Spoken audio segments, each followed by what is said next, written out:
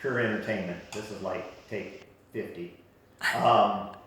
Between the dog eating his food and everything else. Anyway, all right, so here's the deal. In the first video, I talked about kind of establishing your number. A couple things I want to talk about is exercise. Do not add in exercise calculations into MyFitnessPal. If you're on a weight loss journey, don't add them in, okay? Most people and most apps way overestimate the amount of calories that you burn while you're exercising. There's a whole thing there that you can do with heart rate and weight and age and all that kind of stuff that will figure that out for you yet again. So just don't figure those in. The average person, if you really feel like you need to add something, then add in like 5 calories per minute of your actual workout time. So if you go to the gym for an hour, but you actually work out for 45 minutes, or for easier math, let's say you go to the gym for an hour and a half, but you actually want to work out for an hour, 5 calories times an hour, so 5 calories times 60 is 300. So you could add 300 calories to your base number, okay? You would still want to do your calculations the same, 40% protein, 30% carbs, 30% fats, but just on your new number. Okay, so we established your base calorie number in the last video, but for most people, I encourage you not to tweak that. Just kind of go with it for a couple weeks and see what happens, okay? If you feel like you're losing weight too fast or you're not losing any weight at all, you can always adjust by 250 calories up or down, okay? If you're not losing weight, adjust your calories down another 250. If you're not willing to track, but you're frustrated about your weight, without being too red, as my wife refers to it, I can't help you, okay? If you're not willing to track, but you're frustrated, I don't know what else to tell you. It's like telling you, hey, come find my house and I live in Gilbert, and I'm just gonna stand out front, and when you drive by, I'll wave at you, right? It's not gonna be, chances are you're not gonna find me, right? You need directions, and tracking is the directions that you need to get to your goal. Okay, so enough on that. Weight gain, I'll do a separate video based on weight gain. We've already gotten a couple questions about, well, what if I know somebody wants to gain weight? I'll show you how to do that as well, but I'll do that on a different video. All right, in our last example, I took somebody who weighed 200 pounds. I added a 0 to their base weight of 200. It came up with 2,000. And then I took that number times 0.7 because they figured that they were moderately average activity level, okay, throughout their day.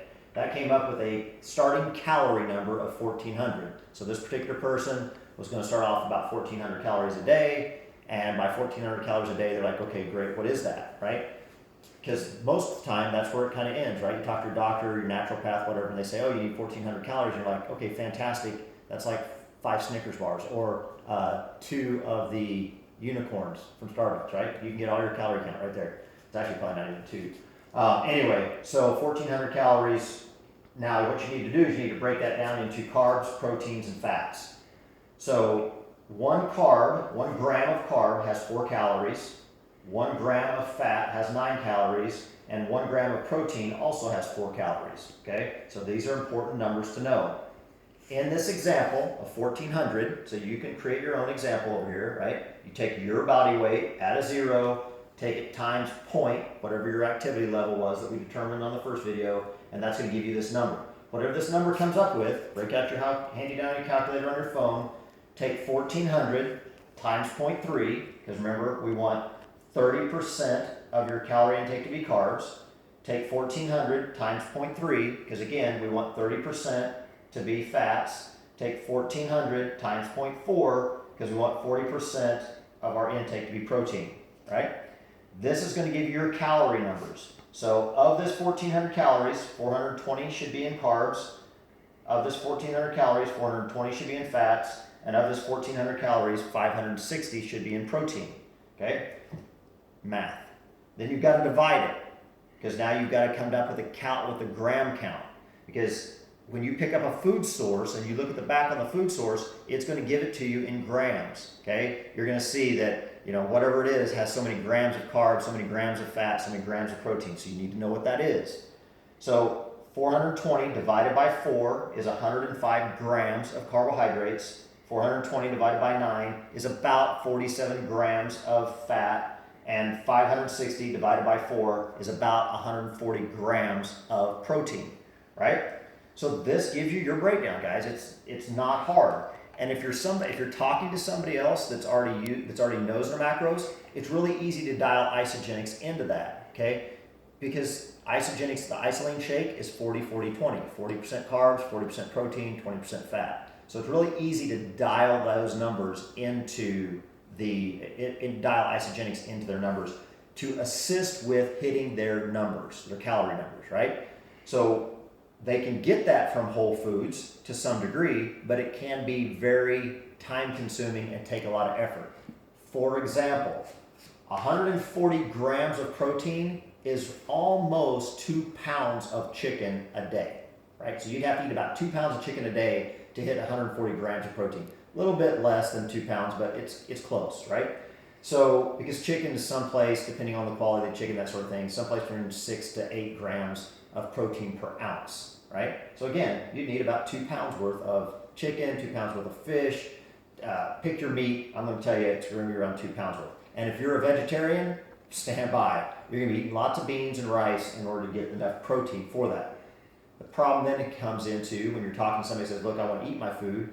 That's fine, but now you're not only consuming the protein from the chicken, but you're also consuming whatever the chicken ate, whatever the fish ate, whatever the cow ate, whatever, so you're adding that additional in as well, plus the other fibers that come in, the other carbs that come in with the other consumptions that you might also take in with that, or oils like if you're cooking it, frying, all that stuff. So this is how you determine what your intake should be. If you don't want to do math and you don't want to do tracking, then just enter this into your MyFitnessPal. If you don't even want to do that, you're like, Brent, please don't, I don't even want to do that. Then all I want you to do is figure out your protein number. So this particular person needs about 140 grams of protein a day. Figure that out, okay? Hit your protein number. That will get you closer, in my example I gave before, that will get you at least within, a mile of my house, so that you're driving around, you might actually be able to find me. Hit your protein number. These numbers will most likely fall into place, but again, if you're saying, Brent, I'm hitting my protein number, I'm tracking it, I'm really doing good, I'm writing it down on a piece of scrap, I'm writing it down on a napkin every day, and I know I'm hitting it, but I'm still not losing weight, so I'm really frustrated. Track. The more dedicated you are to hitting your number, the more effort you're going to have to put into tracking. The good news is, I can tell you this, and I'm going to close with this. The good news is that if you will track and you will dedicate tracking for 2 weeks, if you will track everything, and I'm talking every snack, every handful of nuts, every handful of raisins, every little snack that you grab up and you eat, right? If you drink wine, you got to track that. If you drink beer, vodka, whiskey, whatever it is that you're drinking, you have to track that. But track it for 2 weeks, okay? And then see what happens. If you go out to eat, estimate. Use the higher estimations on everything that you look at when you're eating out, okay? You're going to have to estimate that. A lot of people will go through the week and they say, oh, I did fantastic. But then on Monday, I didn't lose any weight when I weighed myself.